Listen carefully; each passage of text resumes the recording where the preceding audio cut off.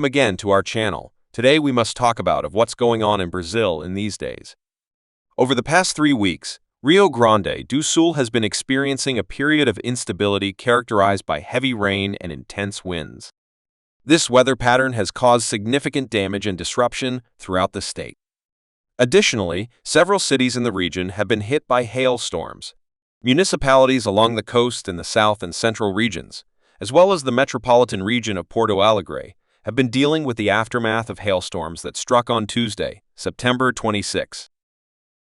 In Santa Maria, located in the central region of the state, heavy rainfall occurred during the morning, accompanied by strong winds, lightning, and hail. Images captured by resident Cristiano Maurice show houses and garages being pelted by hailstones. The metropolitan region of Porto Alegre also experienced hail, leading to reports of damage in various neighborhoods. The civil defense has been distributing tarps to residents affected by the storms, and at least 10 people have sought shelter in a gym due to flooding caused by the rising Rio dos Sinos. On the border with Uruguay, the city of Bag has been grappling with hail since the weekend. Relief efforts are underway, with trucks carrying tarps and tiles arriving to assist the more than 10,000 affected families. Residents like Vania Helena de Oliveira, whose house was hit by hail, have been sharing their harrowing experiences, emphasizing the need assistance and support during this challenging time.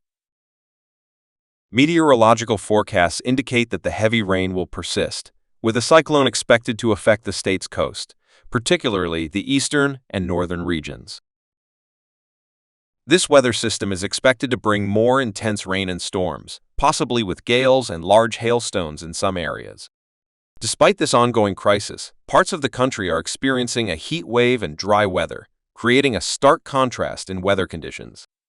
In Porto Alegre and the surrounding metropolitan region, authorities are on alert, taking measures to prevent flooding in the central area of the city, including closing floodgates and stacking sandbags. Some areas are already experiencing street flooding, and roads and neighborhoods are affected. The situation is especially challenging for those living along the banks of rivers and streams, such as the Guaba and Jac.